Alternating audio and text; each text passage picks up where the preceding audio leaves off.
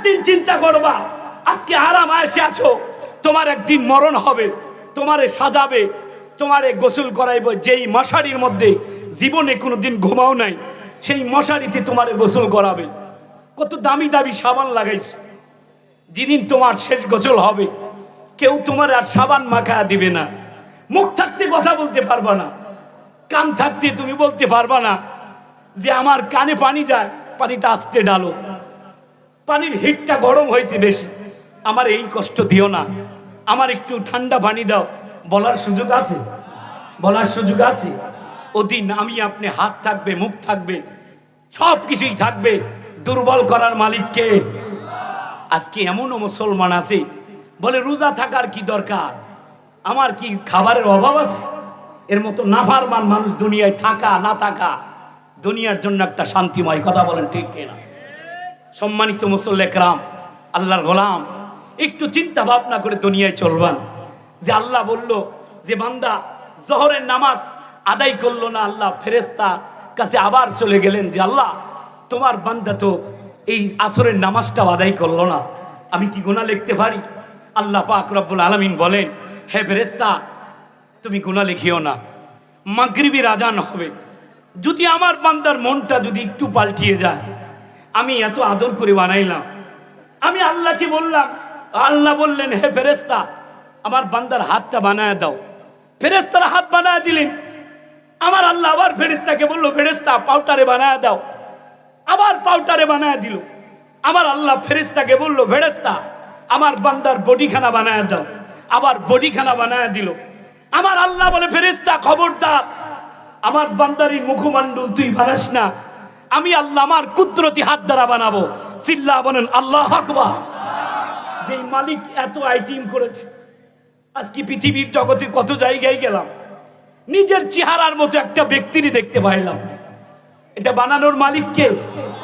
সে আল্লাহ আছে না নাই? কুল হুয়াল্লাহু আহাদ। আল্লাহ কয়জন? কয়জন? সেই আল্লাহ হলো একজন। আজকের বাতাস দেনেওয়ালা কে? বৃষ্টি দেনেওয়ালা কে? আপনার জিন্দা রাখলো কে? মরণ দিবে কে? আজকে ওই ইশারে পর জানাজা হবে কি হবে না বাংলাদেশে? আছে না নাই? আল্লাহ আপনারে আদর করে যত্ন করে আপনারা ইশার পর জানাজা দেয় নাই, যে কোনো একদিন আপনারে ঘটাবে। ঘটাবে কি ঘটাবে না? আজকে মানুষের মনে ভয় নাই কেন? জানাজায় দাঁড়াই, জানাজা শেষ হলে আমরা অতি দ্রুত বাড়ি চলে আসি। তোমার মধ্যে ভয় আসবে কিভাবে? তুমি কবরস্থান পর্যন্ত যাও, যাওয়ার পরে কবরের পানিতে দাঁড়াইয়া চিন্তা করবো আল্লাহ এই ঘরটা একদিন আমারও আসতে হবে। কি নিষ্ঠুর মানুষ যারা আমাকে এত ভালোবেসেছে, একটা মজলিসে গেলে আমার উচ্চ মর্যাদার যে চেয়ারটা, সম্মানজনক যে স্থানটা আমাকে দিয়েছে, আজকে নিষ্ঠুর হয়ে মানুষগুলো এই কবরের মধ্যে রাখছে, যেখানে বিছানা নাই, যেখানে দরজা নাই, জানালা নাই, বাতি নাই, ফ্যান নাই। আল্লাহ একদিন আমাকেও আসতে হবে। কার জন্য কি করলাম? কার জন্য বাড়ি করলাম, গাড়ি করলাম? নিষ্ঠুর এই সন্তান কোনোদিন খবর নেবে না। মাত্র 3 দিন, মাত্র 5 দিন, 7 দিন 40 পর্যন্ত যাবে, বাকি খবরলার অপশন আছে? জীবনে কতই দেখলাম। সেই জন্য এই যে বান্দাটা মাগরিবের নামাজ আদায় করলো না, চেষ্টা করেই দিই। আল্লাহ পাক রব্বুল আলামিন কাছে আবার ফেরেশতা চলে গেলেন। যাওয়ার পরে আল্লাহকে বললেন আল্লাহ তোমার অমুক বান্দা আজকে 4 ওয়াক্ত নামাজ বিদায়, এ পর্যন্ত নামাজে হাজিরা দিল না। আল্লাহ বলে সামনে ইশারের নামাজ আছে, যদি বান্দা হাজিরা দেয় তাহলে আমি তো মাফ করে দেব বান্দা। আবার ইশারের নামাজ শুরু হয়ে গেল, মসজিদের মুয়াজ্জিন আজান দিল, কিন্তু নিষ্ঠুর ইশারের জামাতেও হাজিরা দেয় নাই। আবার ফেরেশতা আল্লাহর কাছে গেছেন, আল্লাহ 5 ওয়াক্ত নামাজ বিদায় নিয়ে চলে গেলেন, এ পর্যন্ত হাজিরা দিল না, আমি কি গুনাহ লিখতে পারি? আমার আল্লাহ কয় খবরদার গুনাহ লিখিস না। কত দয়াময় আল্লাহ, কত রহমান রহিম, এত দয়ালু। নিজের বাবার সাথে যদি বেঈমানি করি, নিজের মায়ের সাথে যদি বেঈমানি করি, আজকেও আসতে গেলে একজন বলতেছে আমার অমুক সন্তান যেন মরণের সময় পানি না দেয়, তার মানে সন্তান তাকে আঘাত দিয়েছে। কথা বলেন ঠিক কিনা? এক এক করে 5 ওয়াক্ত নামাজ পড়িনি, আল্লাহকে আঘাত দিয়েছি, তারপরে আমার আল্লাহ বলে ফেরেশতা খবরদার গুনাহ লিখিস না, কারণ আমার বান্দার সামনে আরো সুযোগ আছে, আজকে নগরবাড়ি উলামা পরিষদের জালসা, বান্দাগুলো যদি হাজিরা দিয়ে প্রধান বক্তার মুখ থেকে যদি কথা শুনে তাদের ঈমানটা যদি তাজা হয়ে যায় আর যদি তওবা করে, আল্লাহ পাক জবান দেওয়ার মালিক কে? জোরে বলেন, জবান দেওয়ার মালিক কে? সেই আল্লাহর দরবারে আবারও শুকরিয়া আদায় করি, সকলে বলে আলহামদুলিল্লাহ। সেই নবীর প্রতি আমরা দরুদ পাঠ করি যেই নবীজিকে কখনো দুই চোখে দেখিনি, না দেখে নবীর বিশ্বাস করেছি। আজকে যদি নিজের বাবাও নবীর বিরুদ্ধে কথা বলে, বাবাকে হত্যা করতে দ্বিধাবোধ মনে করি না। নিজের স্ত্রী যদি নবীর বিরুদ্ধে কথা বলে, তাকে আমরা হত্যা করতে দ্বিধাবোধ মনে করি না, কারণ আমরা মন প্রাণ দিয়ে ভালোবাসিছি কাকে? সেই নবীর দরবারে মন থেকে শুকরিয়া আদায় করি। সকলে বলি আমরা নবীর প্রতি দরুদ পাঠ করি, সকলে বলি সাল্লাল্লাহু আলাইহি ওয়াসাল্লাম। যেই নবীরে না দেখে না কোনোদিনই দেখা হয় না, আজকে 7 লাখ 8 লাখ 10 লাখ টাকা ব্যয় করে মক্কা মদিনায় যায়, কার আশায় যায়? আল্লাহর জন্য। এবং নবী পাক সাল্লাল্লাহু আলাইহি ওয়াসাল্লাম যেইখানে বারবার তওয়াফ করেছেন সেইখানে যাওয়ার জন্য মুসলমান পাগল, কথা বলেন ঠিক কিনা? আজকে আমরা এখানে আসতে পেরেছি, এতে বেজার না খুশি? আল্লাহ বলেন, বান্দা দুনিয়াতে আর কতদিন থাকবা? কতদিন দুনিয়ার জন্য তুমি মেহনত করবা? কতদিন দুনিয়ার জন্য দৌড়াবা? একদিন তোমার সামনে এমন একটা ব্যক্তি হাজির হয়ে যাবে যারে কোনোদিন তুমি দেখো নাই। কেউ খানা খাইতে যাবে, লুকমা উঠাবে সবে মাত্র, সেই অচিনা ফেরেশতা হাজির হয়ে গেছে, দেখে চোখটা বড় হয়ে যাবে। নিজের সন্তান, নিজের বিবি বাল বাচ্চার কাছে বিদায় নেওয়ার সুযোগ থাকবে না। এই পরিস্থিতি আমার আপনার সামনে আছে না নাই? যদি থাকে তাহলে আমাদের চলন ফিরন নবীর সুন্নত মোতাবেক হবে নাকি শয়তানের মোতাবেক হবে? শয়তান বলে যে ভালো কাজ করলে আল্লাহ খুশি হয়, নবী খুশি হয়, খারাপ কাজ করলে আমি শয়তান খুশি হই। কিন্তু আমরা কি খারাপ কাজ করব নাকি ভালো কাজ করব? আল্লাহ বলতেছেন ওয়াল আসরি, সময়ের কসম, ইন্নাল ইনসানা লাফি খুসর, নিশ্চয়ই মানুষ ক্ষতিগ্রস্তের মধ্যে আছে না নাই? আজকের মাগরিবের নামাজের আজান হয়েছে কি হয় নাই? কিন্তু কতগুলো বান্দা মাগরিবের নামাজের আজান হওয়ার পর আজান শুনেছে, মসজিদে আসতে পারে নাই। কি জন্য আসতে পারে নাই? দুনিয়ার এই টাকা পয়সা উপার্জনের জন্য, দোকানের ব্যস্ততার জন্য আজকে নামাজে হাজিরা দিতে পারে নাই। এই ব্যক্তি লাভবান না ক্ষতিগ্রস্ত?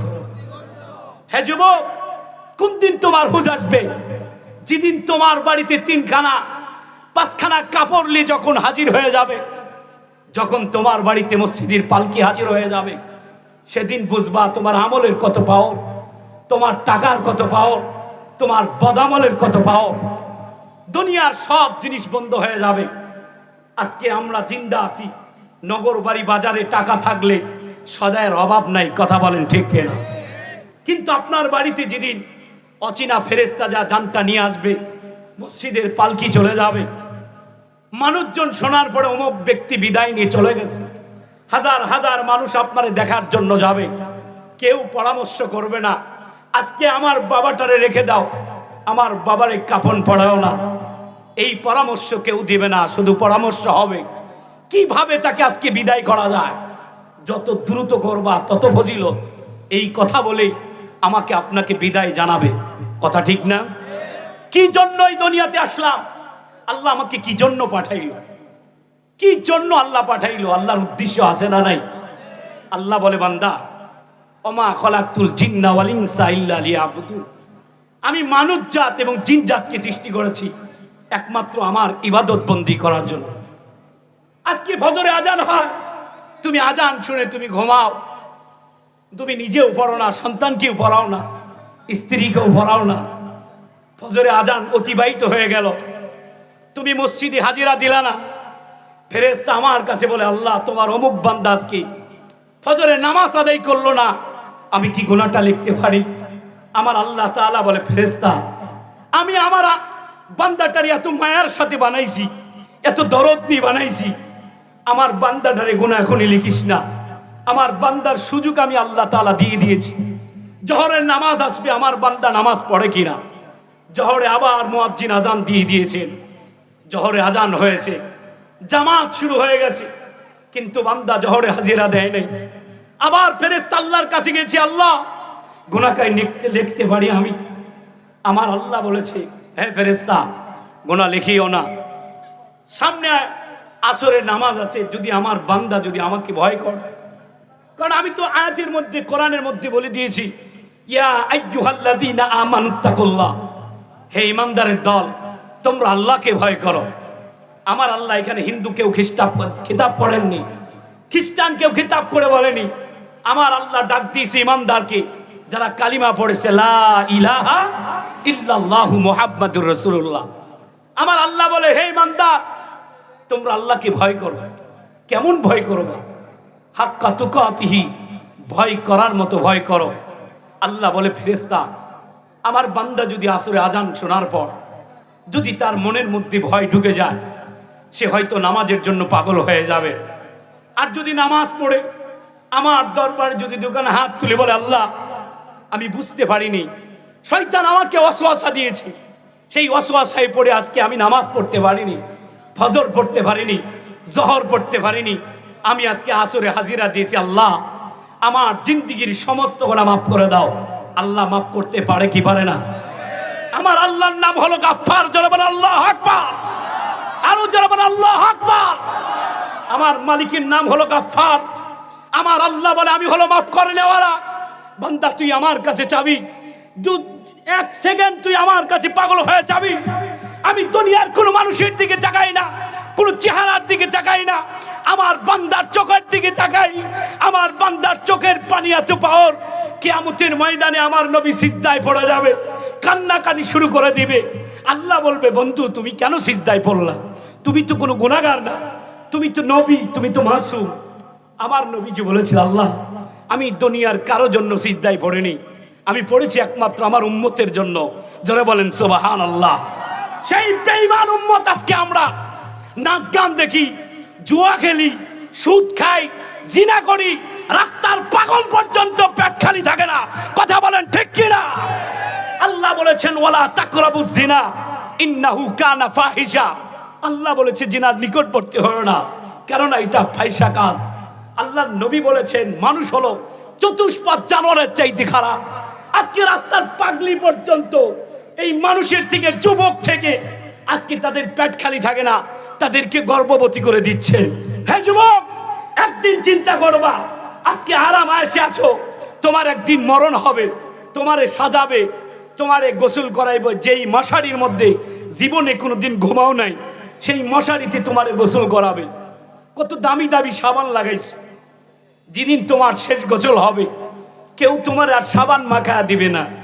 মুখ থাকতে কথা বলতে পারবা না, কান থাকতে তুমি বলতে পারবা না যে আমার কানে পানি যায়, পানিটা আস্তে ডালো, পানির হিটটা গরম হয়েছে বেশি, আমার এই কষ্ট দিও না, আমার একটু ঠান্ডা পানি দাও। বলার সুযোগ আছে? বলার সুযোগ আছে? ওদিন আমি আপনি হাত থাকবে, মুখ থাকবে, সব কিছুই থাকবে, দুর্বল করার মালিককে। আজকে এমনও মুসলমান আছে বলে রোজা থাকার কি দরকার, আমার কি খাবারের অভাব আছে? এর মতো নাফরমান মানুষ দুনিয়ায় থাকা না থাকা দুনিয়ার জন্য একটা শান্তিময়। কথা বলেন ঠিক কিনা? সম্মানিত মুসল্লি کرام, আল্লাহর গোলাম, একটু চিন্তা ভাবনা করে দুনিয়ায় চলবেন। যে আল্লাহ বলল যে বান্দা জোহরের নামাজ আদায় করলো না, আল্লাহ ফেরেশতা কাছে আবার চলে গেলেন যে আল্লাহ তোমার বান্দা তো এই আসরের নামাজটা আদায় করলো না, আমি কি গুনাহ লিখতে পারি? আল্লাহ পাক রব্বুল আলামিন বলেন, হে ফেরেশতা তুমি গুনাহ লিখিও না। মাগরিবের আজান হবে, যদি আমার বান্দার মনটা যদি একটু পাল্টিয়ে যায়, আমি এত আদর করে বানাইলাম, আমি আল্লাহকে বললাম, আল্লাহ বললেন হে ফেরেশতা আমার বান্দার হাতটা বানায় দাও। ফেরেশতারা হাত বানায় দিলেন। আমার আল্লাহ আবার ফেরেশতাকে বলল, ফেরেশতা পাউটারে বানায় দাও। আবার পাউটারে বানায় দিল। আমার আল্লাহ ফেরেশতাকে বলল, ফেরেশতা আমার বান্দার বডিখানা বানায় দাও। আবার বডিখানা বানায় দিল। আমার আল্লাহ বলে, ফেরেশতা খবরদার আমার বান্দার এই মুখমণ্ডল তুই বানাস না, আমি আল্লাহ আমার কুদরতি হাত দ্বারা বানাবো। চিল্লা বলেন আল্লাহু আকবার। যেই মালিক এত আইটেম করেছে, আজকে পৃথিবীর জগতে কত জায়গায় গেলাম, নিজের চেহারার মতো একটা ব্যক্তিরই দেখতে পাইলাম। এটা বানানোর মালিক কে? সে আল্লাহ আছে না নাই? কুল হুয়াল্লাহু আহাদ। আল্লাহ কয়জন? কয়জন? সেই আল্লাহ হলো একজন। আজকের বাতাস দেনেওয়ালা কে? বৃষ্টি দেনেওয়ালা কে? আপনার জিন্দা রাখলো কে? মরণ দিবে কে? আজকে ওই ইশারে পর জানাজা হবে কি হবে না বাংলাদেশে? আছে না নেই? আল্লাহ আপনারে আদর করে যত্ন করে আপনারা ইশার পর জানাজা দেয় নাই। যে কোনো একদিন আপনারে ঘটাবে। ঘটাবে কি ঘটাবে না? আজকে মানুষের মনে ভয় নাই কেন? জানাজাই দাঁড়াই, জানাজা শেষ হলে আমরা অতি দ্রুত বাড়ি চলে আসি। তোমার মধ্যে ভয় আসবে কিভাবে? তুমি কবরস্থান পর্যন্ত যাও, যাওয়ার পরে কবরের পানিতে দাঁড়াইয়া চিন্তা করবো, আল্লাহ এই ঘরটা একদিন আমারও আসতে হবে।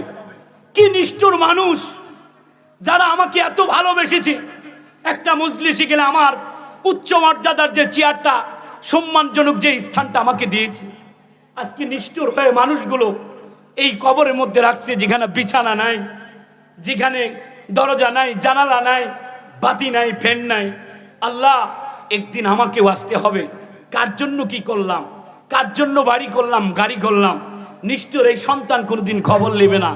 মাত্র 3 দিন, মাত্র 5 দিন, 7 দিন 40 পর্যন্ত যাবে, বাকি খবর নেওয়ার অপশন আছে? জীবনে কতই দেখলাম। সেই জন্য এই যে বান্দাটা মাগরিবি নামাজ আদায় করলো না, চেষ্টা করেই দিই। আল্লাহ পাক রব্বুল আলামিনের কাছে আবার ফেরেশতা চলে গেলেন।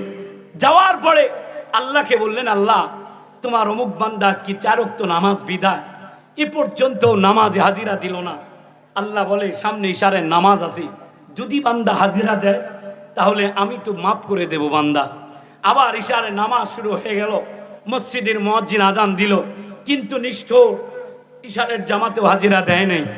আবার ফেরেশতা আল্লাহর কাছে গেছেন, আল্লাহ 5 ওয়াক্ত নামাজ বিদায় নিয়ে চলে গেলেন, এ পর্যন্ত হাজিরা দিল না, আমি কি গুনাহ লিখতে পারি? আমার আল্লাহ কয়, খবরদার গুনাহ লিখিস না। কত দয়াময় আল্লাহ, কত রহমান রহিম, এত দয়ালু। নিজের বাবার সাথে যদি বেঈমানি করি, নিজের মায়ের সাথে যদি বেঈমানি করি, আজকেও আসতে গেলে একজন বলতেছে আমার অমুক সন্তান যেন মরণের সময় পানি না দেয়, তার মানেই সন্তান তাকে আঘাত দিয়েছে। কথা বলেন ঠিক কিনা? এক এক করে 5 ওয়াক্ত নামাজ পড়িনি, আল্লাহকে আঘাত দিয়েছি, তারপরে আমার আল্লাহ বলে, ফেরেশতা খবরদার গুনাহ লিখিস না, কারণ আমার বান্দার সামনে আরো সুযোগ আছে। আজকে নগরবাড়ি উলামা পরিষদের জালসা, বান্দাগুলো যদি হাজিরা দিয়ে প্রধান বক্তার মুখ থেকে যদি কথা শুনে, তাদের ঈমানটা যদি তাজা হয়ে যায়, আর যদি তওবা করে, আল্লাহ পাক রব্বুল